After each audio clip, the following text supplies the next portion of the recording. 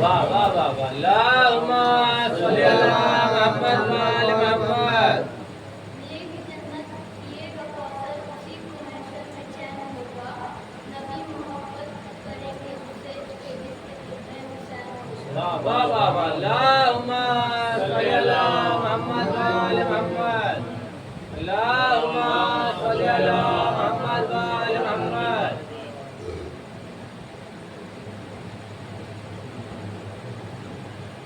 حسینیت کے علم جب بھی بلند ہوں گے تو پھر جہاں میں رسوا یزید ہوں گے. عظیم باپ کی بیٹی بتا گئی محسن حسین والے ہمیشہ شہید ہوں گے. اللہم صلی علی محمد و آل محمد. سجدے سے کربلا کو بندگی مل گئی صبر سے امت کو زندگی مل گئی. یہ سجدے سے کربلا کو بندگی مل گئی صبر سے امت کو زندگی مل گئی. ایک چمن فاطمہ کا اجڑا مگر سارے اسلام کو زندگی مل گئی. صلوات پڑھتے ہیں.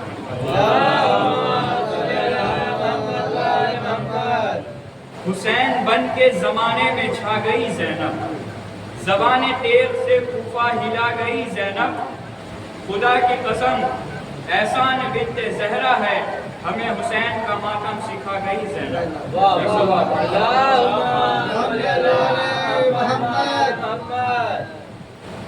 بولے اصغر میں رن میں جاؤں گا میں بھی بن کر علی دکھاؤں گا. میں بھی عباس کا بھتیجا ہوں بابا جھولے میں رہ نہ پاؤں گا. ایک اللہم صلی علی محمد و آل محمد. اللہم صلی علی محمد و آل محمد.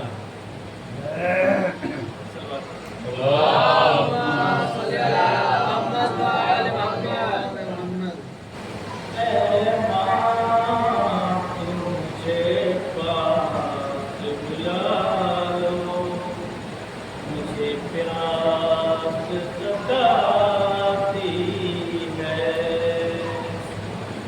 اے ماں تو مجھے پاس بلا لو مجھے پیاس ستاتی ہے. تربت سے علی اصغر کی تربت سے علی اصغر کی آواز جو آتی ہے. اے ماں تو مجھے پاس بلا لو مجھے پیاس ستاتی ہے. یاد آئے بہت مجھ کو تیرا جھولا جھلانا ہے. کبھی سینے سے لگا کے تیرا لوری سنانا. جب ریت گرم پیاری ماں جب ریت گرم پیاری ماں میرے تن کو جلاتی ہے. اے ماں تو مجھے پاس بلا لو مجھے پیاس ستاتی ہے.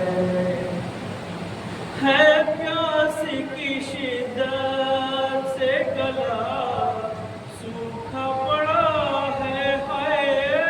ہے ظالم گلا اس میں ماں درد بھرا ہے. تربت میں اکیلا ہوں میں تربت میں اکیلا ہوں میں تنہائی ڈراتی ہے. اے ماں تو مجھے پاس بلا لو مجھے پیاس ستاتی ہے. اے ماں تو مجھے پاس بلا لو مجھے پیاس ستاتی ہے. جھولے میں پڑا صغر دن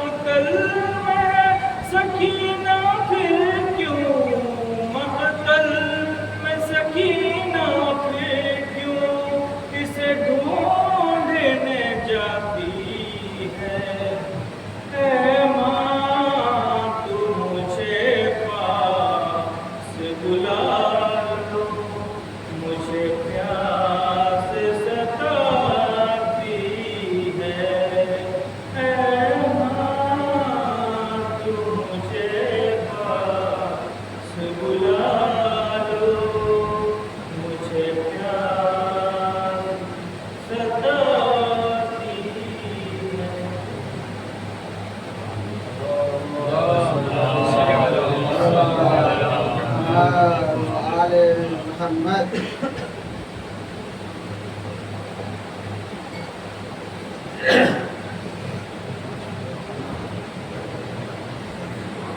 نماز کے حوالے سے چند اشعار سماعت فرمائیے گا۔ نماز اپنے بندوں سے، نمازیوں سے کیا کرتی ہے کہ اگر آپ اللہ کے آگے سر جھکائیں گے تو ہم اس کے عوض میں کیا آپ کو دیں گے۔ اس میں لکھا ہے شاعر اہل بیت جناب سرور عظیم آبادی نے، سماعت فرمائیے گا۔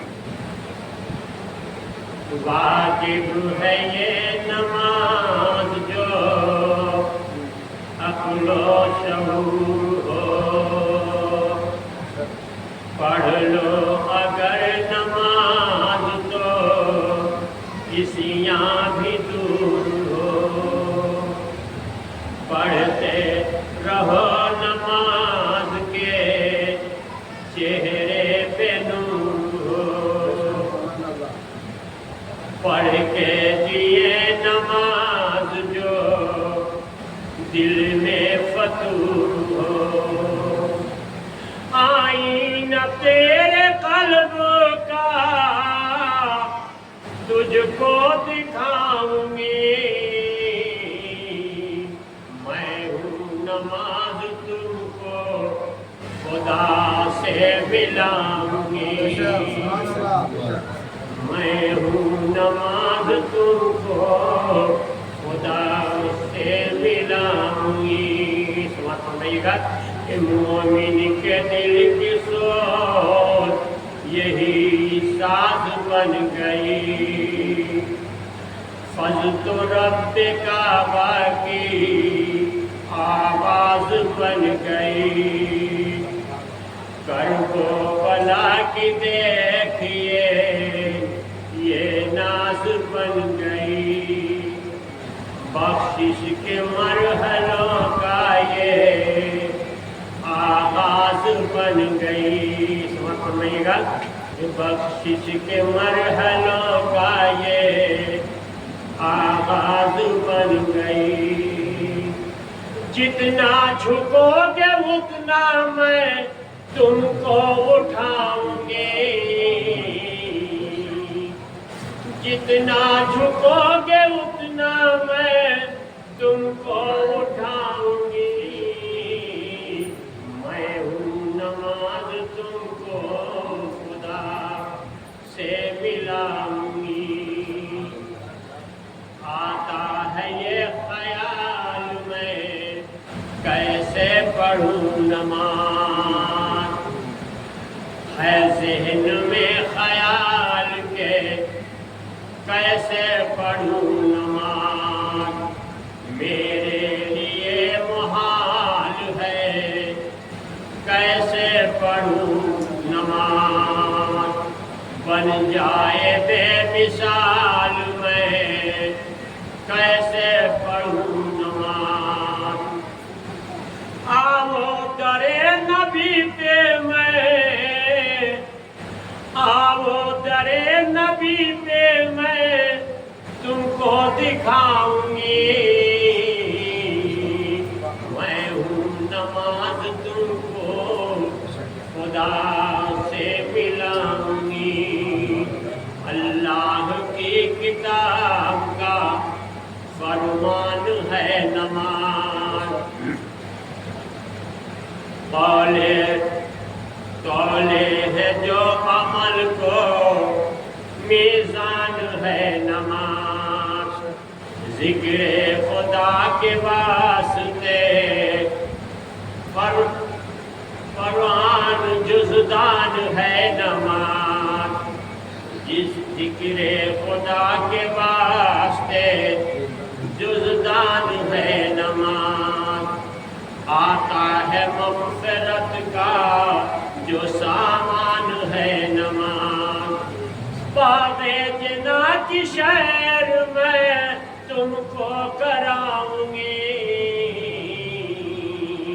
میں ہوں نماز تم کو خدا سے ملاؤں گی، اور پڑھتے رہو نماز ستون ہے یہ دین کی، پڑھتے رہو نماز یہی پڑھتے رہو نماز نبی نے یہی کہا اور پڑھتے رہو نماز عبادت کی انتہا پڑھتے رہو نماز شفاعت کا مدعا انسان کیا ملک سے بھی افضل بناؤں گی میں ہوں نماز تم کو خدا سے ملاؤں گی اور نکلے جو تیر پاؤں سے شکر خدا رہے نکلے جو تیر پاؤں سے شکر خدا رہے تیروں کے چھاؤں میں بھی یہ علم دعا رہے جلتے رہے خیام پر ذکر خدا رہے جلتے رہے خیام پر ذکر خدا رہے سائے میں تیغ کے بھی یہ سائے میں تیغ کے بھی یہ سجدہ ادا رہے بے مثل بے نظیر نمازی دکھاؤں گی میں ہوں نماز تم کو خدا سے ملاؤں گی اور آئیں گے جب یہ ماں تو عیسیٰ بھی آئیں گے جب یہ ماں تو عیسیٰ بھی آئیں گے مولا کی ذوالفقار بھی وہ ساتھ لائیں گے مولا کی ذوالفقار وہ ساتھ لائیں گے اور پانی پر آ کے اپنا مصلی بچھائیں گے پانی پہ آ کے اپنا مصلی بچھائیں گے بعد اذان نماز وہ تم کو سنائیں گے بعد اذان نماز وہ تم کو سنائیں گے پھر سے نبی کا دین وہ تم کو دکھائیں گے میں ہوں نماز تم کو خدا سے ملاؤں گی اللهم صل على محمد وآل محمد اللهم صل على محمد وآل محمد اللهم صل على محمد وآل محمد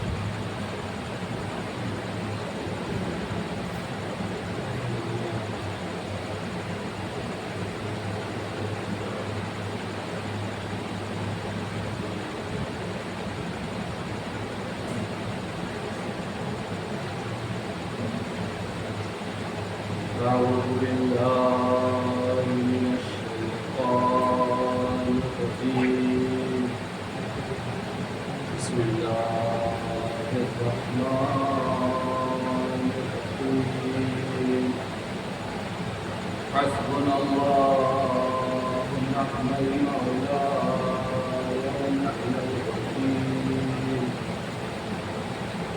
الحمد لله رب العالمين والعاقبة للمتقين والجنة للموحدين والنار للملحدين والكافرين والمشركين والصلاة والسلام على أشرف الأنبياء والمرسلين سيدنا ومولانا أبي القاسم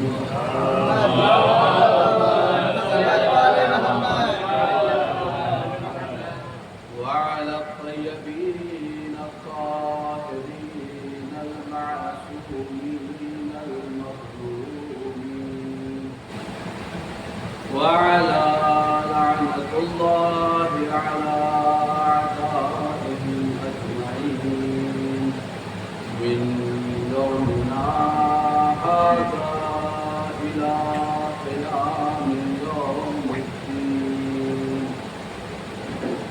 أما بعد فقد قال الله تبارك وتعالى في كتابه الحكيم وقرآن المجيد وقوله الحق. بسم الله الرحمن الرحيم. تبارك الذي بيده الملك وهو على كل شيء قدير. اللهم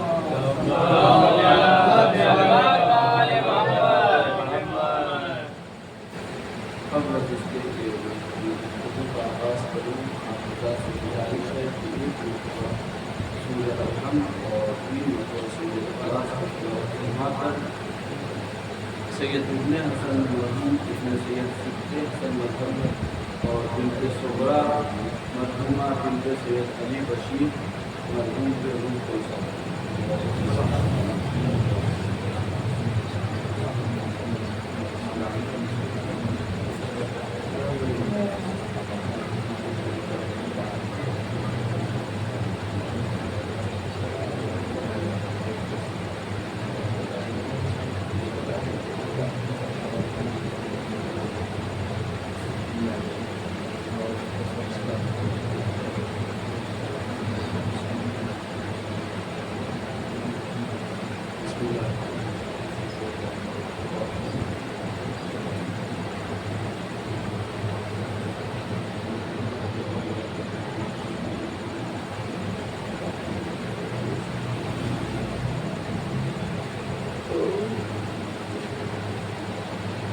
اور درود پڑھیں محمد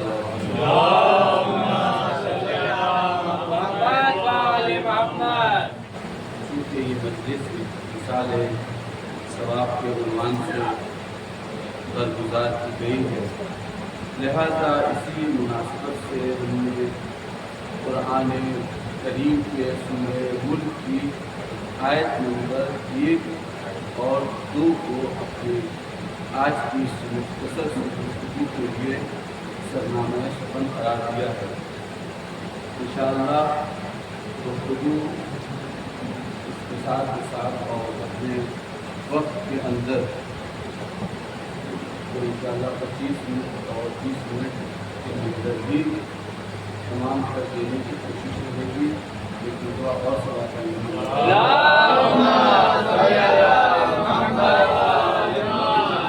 پروردگار دو عالم اپنے حکم کتاب قرآن مجید میں سورہ ملک کی آیت نمبر ابتدائی آیت نمبر 1 اور 2 میں یہ ارشاد فرما رہا ہے کہ تبارک الذی بیدہ الملک، خود پروردگار اپنی ذات اور اپنی شخصیت کی تعریف کر رہا ہے اور کہہ رہا ہے کہ بابرکت ہے وہ ذات کہ جس کے قبضے قدرت میں یہ دنیا ہے، ملک ہے۔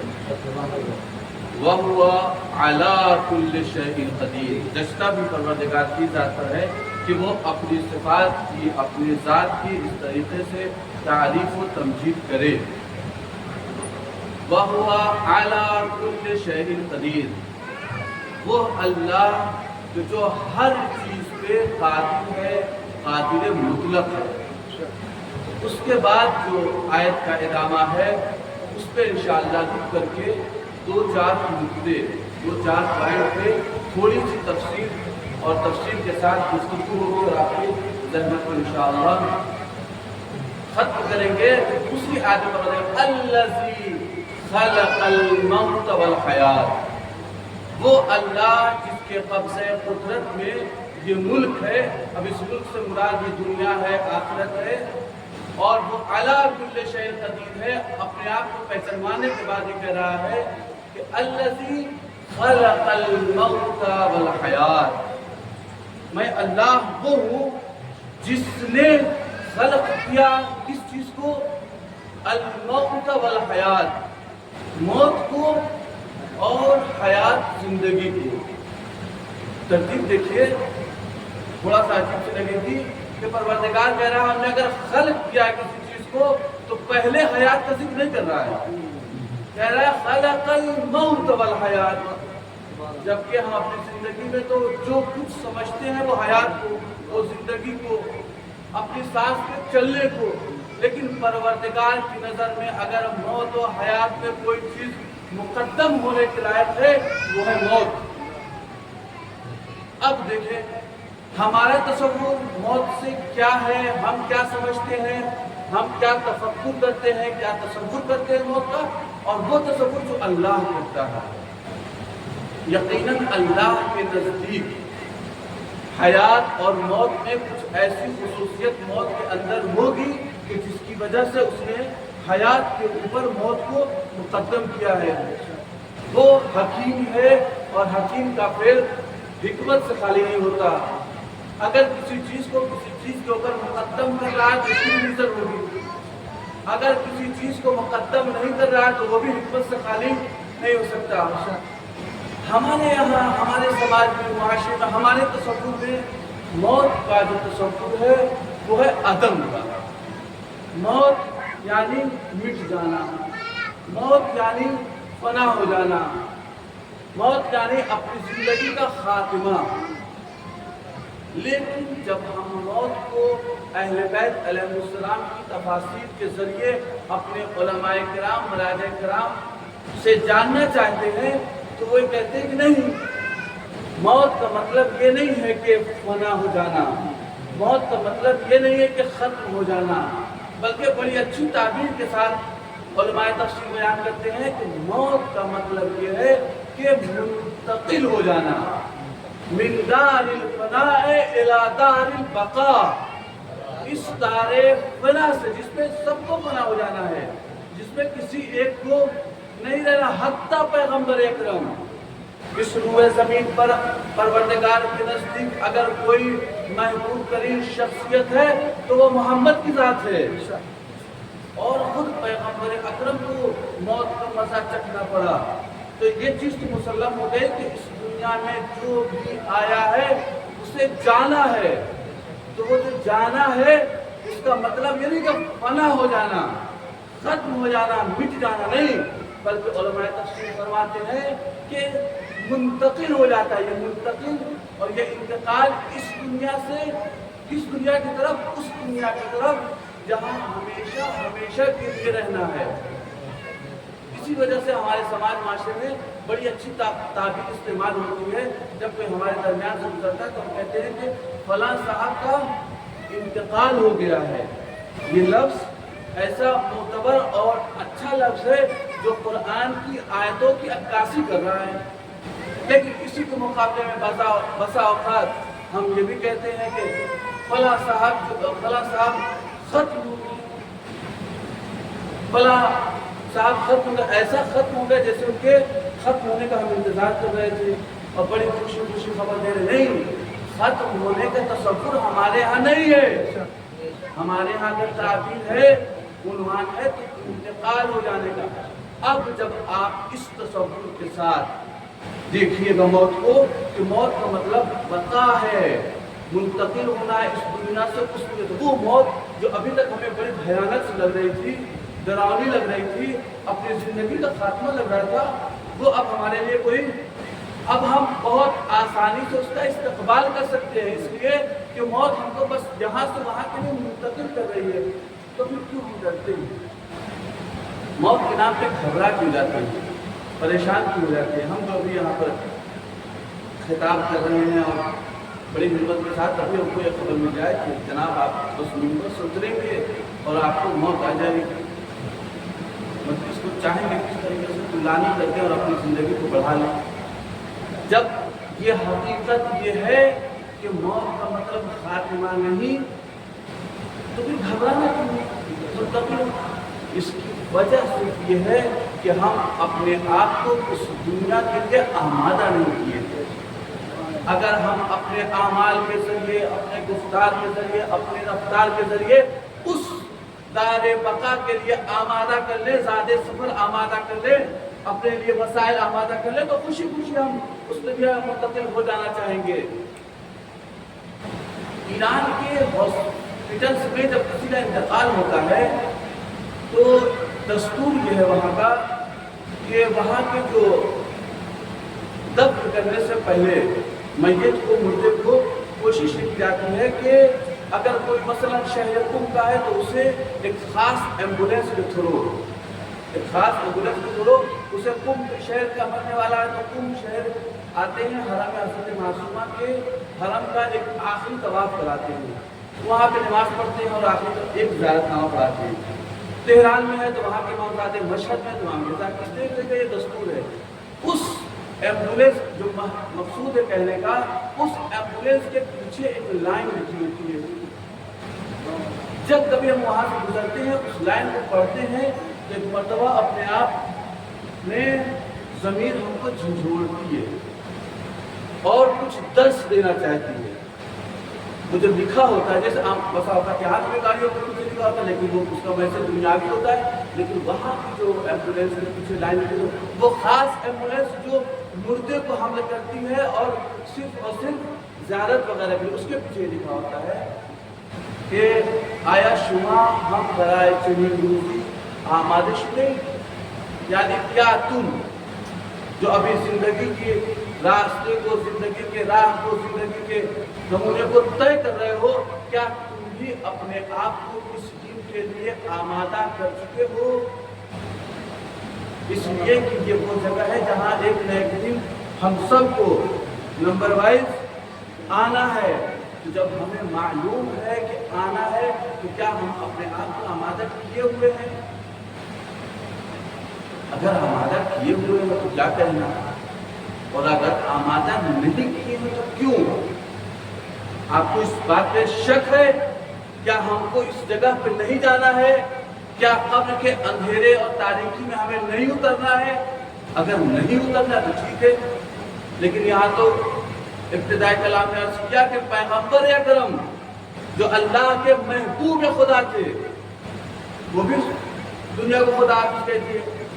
चुनांचे एक बुजुर्ग ने बड़ी अच्छी बात कही अपने गुफ्तगू के दौरान कि हम अपनी ज़िंदगी का अगर जायज़ा लें तो हम हर चीज़ को, हर गोल, टारगेट, मकसद को हासिल करने के लिए वक्त देते हैं, सोचते हैं, फिक्र करते हैं, मशवरा करते हैं, उसके लिए वक्त गुजारते हैं। क्या मसलन अगर शादी नहीं हुई है तो सोचते हैं कि शादी कैसे हो जाए, जॉब नहीं है तो कोशिश होती है कि किस तरीके से जॉब मिल जाए, प्राइवेट जॉब में है, सरकारी जॉब में कोशिश नहीं है, शादी हो गई है, औलाद हो जाए, औलाद हो गई है, कामयाब हो जाए, और हर चीज़ के लिए हम सोचते हैं, फिक्र करते हैं, वक्त देते हैं। प्राइवेट जॉब में है, सर्विस वाले से गुफ्तगू करते हैं कैसे हमको सर्विस मिल जाएगी, रिश्ता नहीं हुआ, रिश्ते की तलाश में है, अपने दोस्त अहबाब से जिक्र करते हैं, औलाद नहीं हो रही है, मौलवी मौलाना बाबा से राब्ता करते हैं, घर में चुपचाप नहीं बैठते, अपने जिस भी गोल को ज़हन में रखे हुए हैं उस गोल में अपने आप को कामयाब करने के लिए वक्त देते हैं, तसव्वुर करते हैं, फिक्र करते हैं कि किस तरीके से हम अपने इस गोल और मकसद को हासिल कर लें। और इतना कुछ करने के बाद मुमकिन है कि हम अपने मकसद में कामयाब हों اور ممکن ہے کہ اس مقصد میں، اس سروس میں، اس جاب میں، اس اولاد میں، اس کامیابی میں، اس ٹارگیٹ پہ پہنچ نہ سکے۔ اس کے لیے ہم نے پوری کوشش کیا، یہ ہے ہمارا دنیاوی مقصد، لیکن ایک مقصد اور ہے، وہ ہے ہمارا اس دنیا سے اس دنیا کی طرف سفر کرنا، اس دنیا کی روشنی اور جگمگاہٹ سے اس قبر کے تاریکی میں اترنا۔ یہ ایک ایسا گول مقصد ہے جو یقینی ہے کہ اس مقصد کو ہم حاصل کریں گے، چاہیں یا نہ چاہیں۔ تو جب ہم جس گول ٹارگیٹ میں ہم ممکن ہے حاصل کر پائیں، حاصل نہ کر پائیں، اس کے لیے اتنا وقت دیتے ہیں، پیسہ خرچ کرتے ہیں، دوستوں سے رابطہ کرتے ہیں، بزرگوں سے مشورہ کرتے ہیں، تو وہ مقصد، وہ ٹارگیٹ جس کے بارے میں ہمیں یقین ہے، اب تھوڑی ہی دیر سے اپنی زندگی میں ایک اکیلے بیٹھ کر کے ہم یہ تصور کیوں نہیں کرتے کہ اگر ابھی کسی ذکر کے دوران ملک الموت کے یہاں سے دعوت نامہ آ جائے جس کے جواب میں تم نہیں بھی نہیں کہہ سکتے، تمہارا اختیار اتنا نہیں ہوگا، چونکہ سلیمان نبی اللہ کو یہ اختیار نہیں ملا، تو پھر اس ٹارگٹ اور مقصد کے لیے تھوڑا سا وقت کیوں نہیں دیتے؟ سوال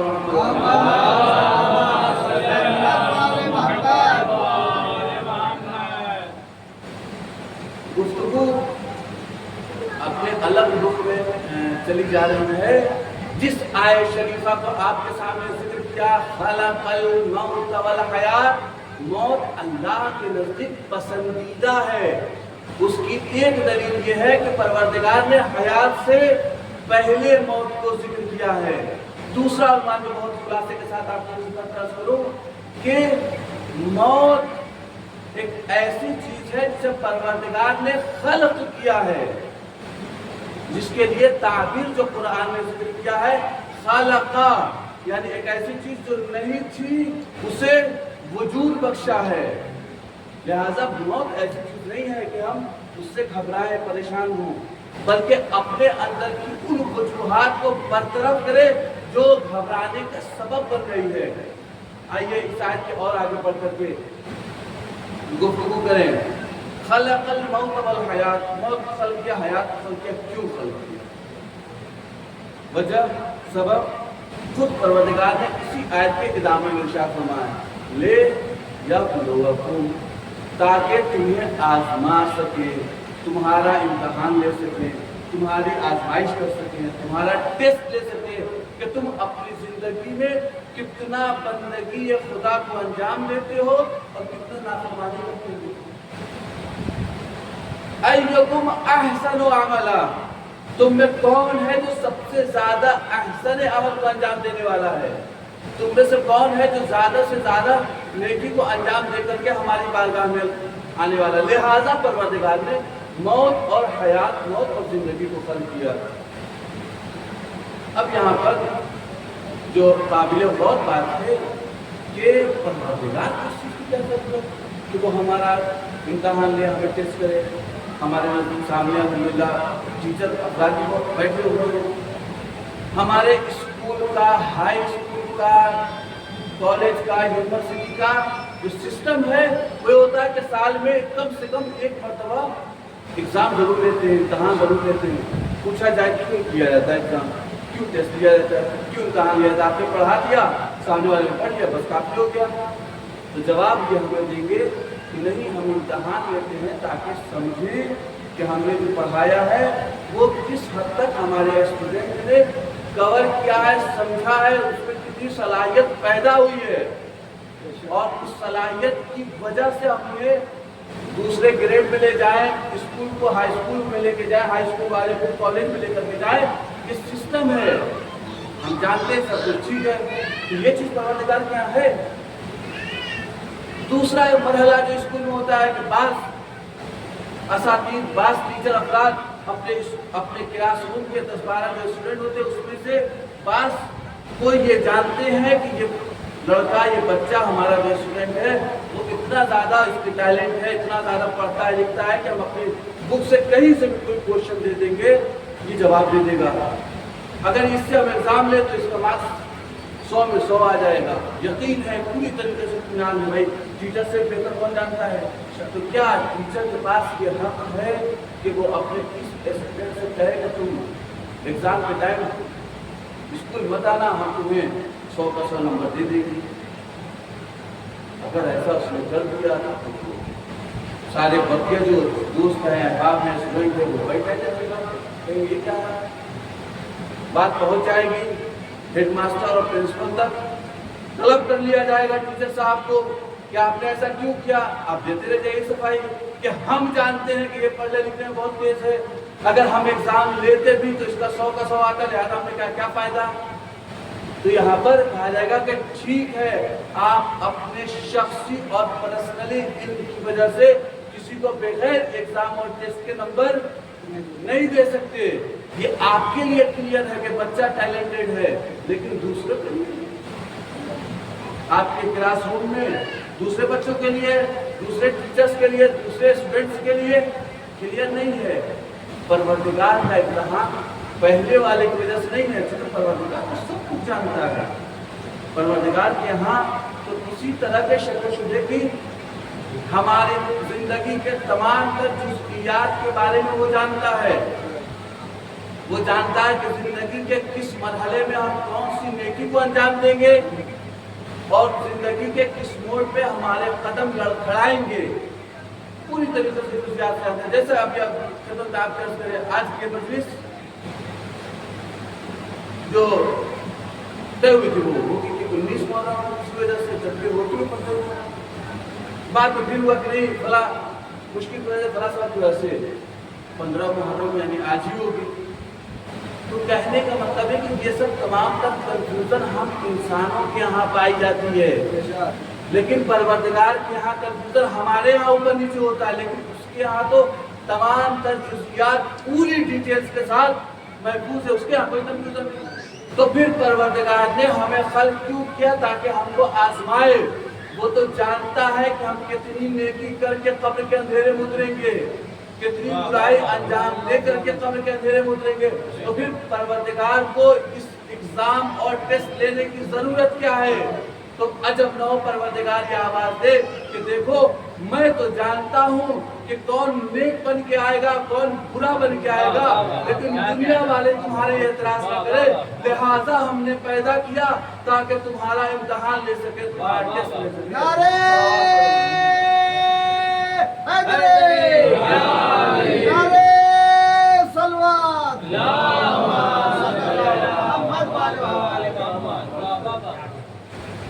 लिहाजा परवरदिगार के यहाँ किसी तरह के शक व शुबहे की गुंजाइश है। अगर उसने हमें खल्क किया है और वो हमें आजमाना चाहता है तो सिर्फ इस वजह से कि ये बंदे हैं, बंदों के सामने भी हमारे पास बंदों के जौहरे खूबी और नेकी सामने आए।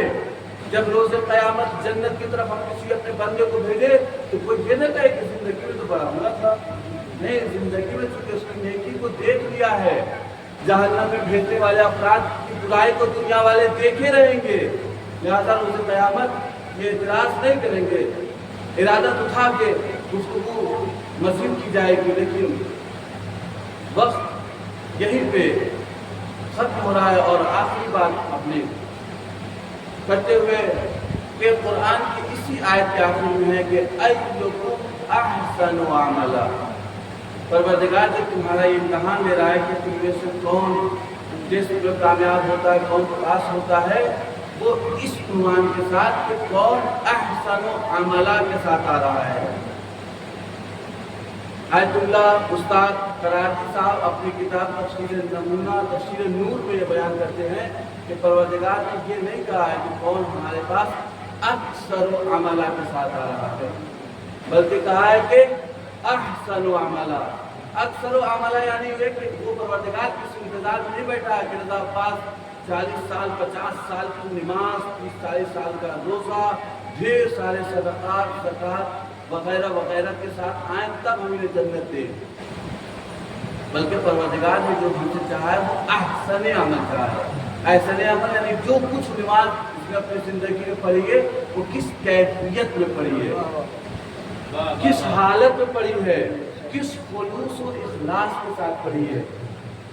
इसलिए कि अगर परवरदिगार कैद लगा देता है कि कितना अमल लेके आ रहे हो, हम ये देखेंगे कैसा अमल ये हमारे लिए मेयार नहीं है, अगर ये कह देता तो फिर वो हमारी जिंदगी से जमा साल हमारे दरमियान से जाने वाला 20 साल 25 साल का अल्लाह का बंदा किसी भी वजह से हमारे दरमियान से चला जाए और परवरदिगार के सामने वो 2 साल 4 साल की नमाज, हमारे पास साल 2 साल का रोज़ा है बस, और फिर वो शख्स जो 60 साल 70 साल तक गुजरते जा रहा है, ढेर सारी नमाज, ढेर सारे, तब तो दोनों का हिसाब किताब करना परवरदिगार की बारगाह में सख्त हो जाता है। लेकिन सख्त कब होता जब परवरदिगार कहता कि हमारे पास ढेर सारी इबादत लेके आओ।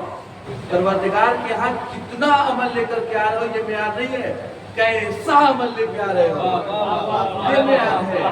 लिहाजा हम अपनी जिंदगी में मुख्तसर नेक अमल को अंजाम दे दें, जरूरी नहीं कि हर वक्त अपने आप को मस्जिद और मेहराब में मखसूस कर दे, नहीं, मुख्तसर से साल में 2-4 मजलिस पढ़ो लेकिन इखलास और खुलूस के साथ। जरूरी नहीं है कि 2 महीना 8 दिन आप मजलिस से और अपने अज़ा खाने को आबाद रखें, ये अच्छी चीज़ है, लेकिन अगर इखलास और खुलूस है तब, अगर न रस्म के साथ आप करते रहिए पूरे साल अदादारी कीजिए, लेकिन अगर खुलूस और इखलास है तो 1 मजलिस 2 मजलिस काफ़ी है। ये इखलास हमारे अमल के अंदर बहुत ज़रूरी है। इंशाअल्लाह कभी मौका मिला तो इस इखलास और खुलूस पे आपके दरमियान बस। आज कि ये अय्याम जो हैं वो सराए करबला, शोहराए करबला से मंसूब हैं, महसूस हैं। जानते हैं 8वें इमाम जब अपने असहाब से गुफ्तगू करते हैं और अपने जद हुसैन के बारे में गुफ्तगू करते हैं तो गुफ्तगू करते करते फरमाते हैं या अपने शबीब, ऐ शबीब के बेटा, इन कुंता बाकियन लिशैइन फबके अलल हुसैन। 8वें इमाम अपने एक सहाबी से फरमा रहे हैं, ए शबीब के बेटा देखो, अगर तुम्हें अपनी जिंदगी में किसी चीज के ऊपर गिरिया करना हो, रोना हो, जवां साल बेटा चला गया तुम्हारे दरमियान से, रोना चाहते हो, बूढ़ा बाप दुनिया से चला गया है, बाप की शफकत से महरूम हो गए हो, तो किसी चीज पे गिरिया न करो। फबके अलल हुसैन, मेरे जद हुसैन पे गिरिया करो, इसलिए कि उसे 3 दिन का भूखा प्यासा शहीद किया। अगर तुम्हारा पता आपको कोई गम न दे सिवाय गम सैयद शोदा के, खुद इमाम इसकी वजह बता रहे हैं कि मौला क्यों, आखिर वजह क्या है कि हम अपनी जिंदगी में किसी अजीज को खो दे, किसी मुसीबत में पड़ जाए, किसी बला में मुब्तला हो जाए, लेकिन आप फरमा रहे हैं अगर गिरिया करना हो तो फबके अलल हुसैन, सिर्फ जवाब हुसैन पे गिरिया क्यों करे।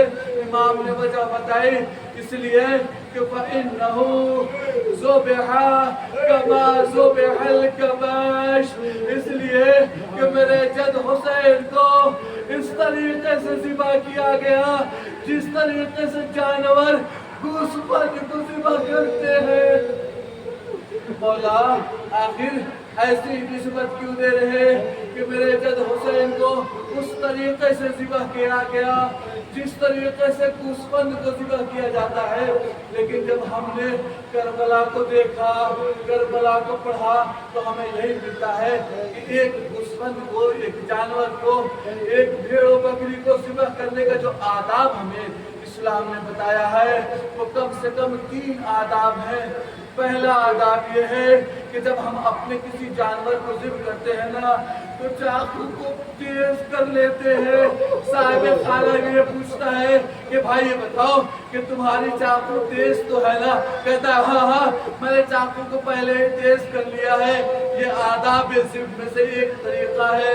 दूसरा तरीका यह है कि जब ज़िब्ह किया जाता है तो किसी दूसरे जानवर को सामने नहीं रखा जाता।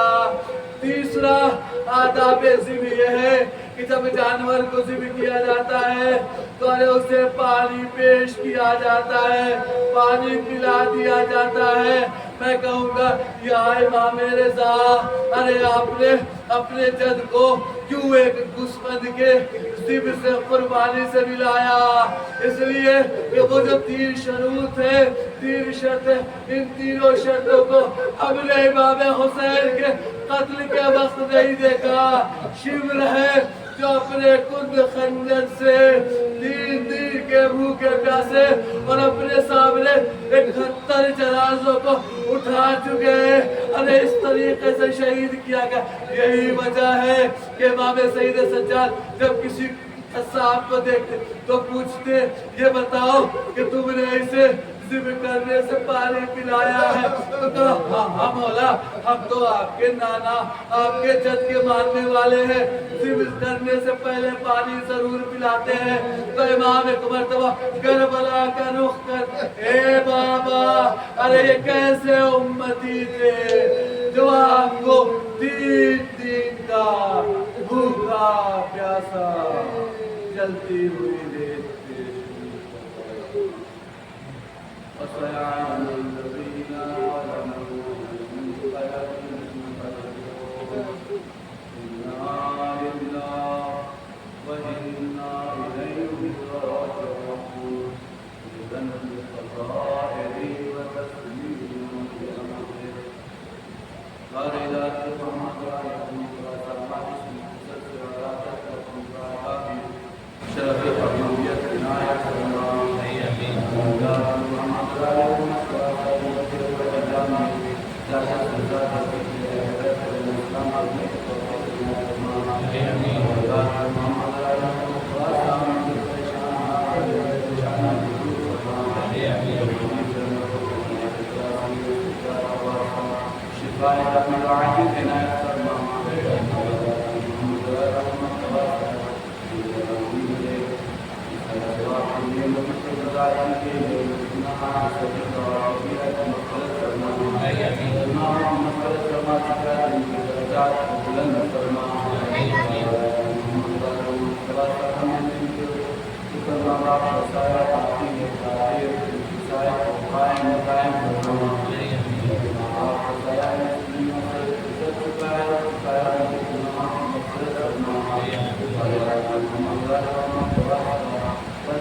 ایران اسلام کو تمام جہان میں سربلند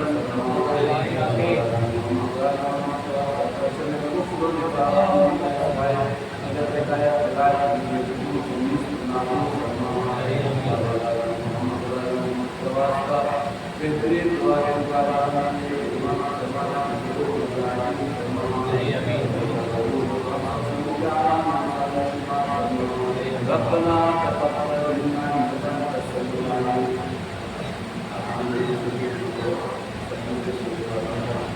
اللهم صل على محمد وعلى ال محمد اللهم صل على محمد وعلى ال محمد اللهم صل على محمد وعلى ال محمد بسم الله الرحمن الرحيم الحمد لله رب العالمين الرحمن الرحيم مالك يوم الدين اياك نعبد واياك نستعين صراط المستقيم صراط الذين انعمت عليهم غير المغضوب عليهم ولا الضالين بسم الله الرحمن الرحيم قل الله احد الله الصمد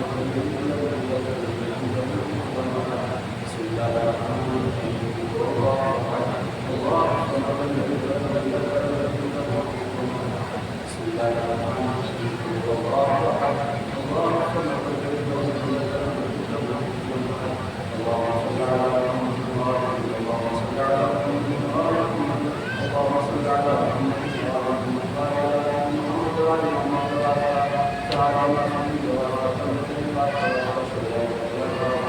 اس مجلس ادا کرا اس سورہ فاتحہ کے جواب مجلس کے جواب اجتماع کے جواب مرحوم سید الدین حسن ابن سید سکر حسن جن کے سورہ میں علی بشیر کے روح و سلام